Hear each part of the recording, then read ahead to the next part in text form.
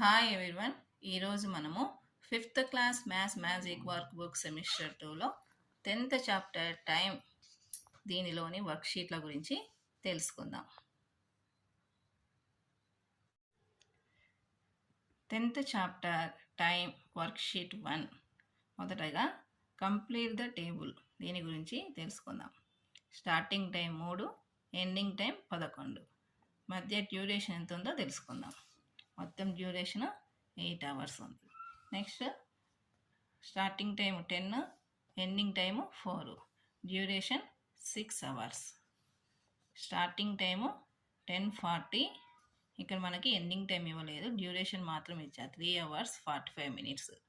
Ending time ఎంత అవుతుందంటే 2 hours 25 minutes.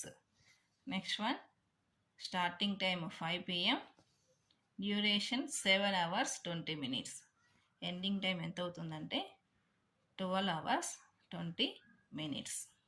ఈ విధంగా వీటిని మనం రాసుకోవాలి. Next one fill in the blanks. 1 year అంటే 12 months, 60 minutes అంటే 1 hour, 60 seconds అంటే 1 minute, 7 days అంటే 1 week. ఈ విధంగా మనం వీటిని ఫిల్ చేయాలి.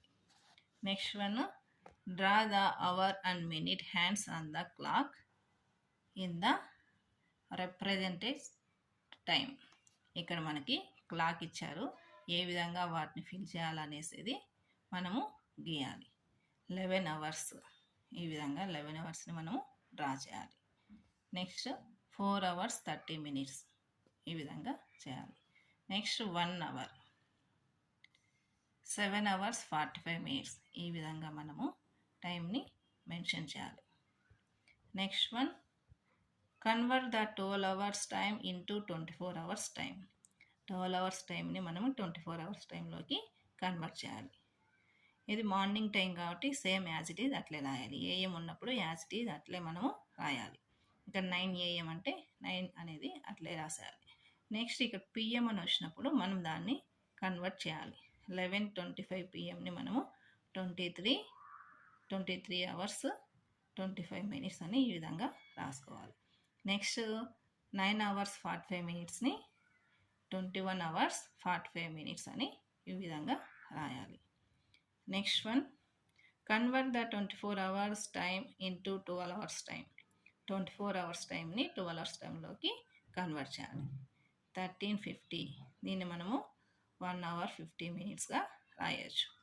నెక్స్ట్ 9 hours 25 minutesని యాజ్ ఇట్ ఈజ్ అట్లే మనం రాయొచ్చు. ఇక్కడ AM PM అనేది చూసుకోవాలి. 3 hours 15 minutesని యాజ్ ఇట్ ఈజ్ మనము అట్లే రాసేసి AM అని రాయాలి. ఇక్కడ 20 hours 27 minutesని 8 hours 27 minutes PM అని రాయాలి. బాగా జాగ్రత్తగా ఇక్కడ AM PM అని గమనించి మనం రాసుకోవాలి. Next one worksheet 2. ఒక బస్సు 7:40 అవనిగడ్డ నుంచి బయలుదేరి అది విజయవాడ చేరడానికి 2:20 సమయం తీసుకుంటే ఏ సమయానికి విజయవాడ చేరుకుంటుంది? చూడండి, మనం దీన్ని ఈజీగా రాయొచ్చు. ఒక బస్సు అవనిగడ్డకు చేరిన సమయం ఎంత? 7:40. విజయవాడకు చేరిన సమయానికి ఎంత పట్టిందంట? 2:20 టైం పట్టింది. అంటే 2 గంటలు అంటే మనం 7:40 నుంచి 8:40 9:40 అని రాసుకోవాలి. ఇంకా 20 నిమిషాలు ఎక్స్ట్రా ఉంది కదా, ఆ 9:40కి 20 నిమిషాలు కూడితే 60 నిమిషాలు అవుతుంది. 60 నిమిషాలు ఒక 9 గంటలు 10 గంటలు, అంటే ఉదయం 10 గంటలకి బస్సు విజయవాడకి చేరింది. ఈ విధంగా మనం దీన్ని రాయాలి. నెక్స్ట్ వన్ బిందు ఇంటి పనిని 7 గంటలకు ప్రారంభించి 8:45 ముగించింది. ఆమె ఇంటి పనిని చేయడానికి ఎంత సమయం పట్టింది? ప్రారంభించిన టైం ఎంత? 7 గంటలు. ముగించిన టైం ఎంత?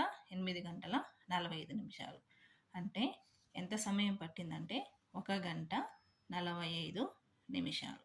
ఈ విధంగా మనము రాయాలి.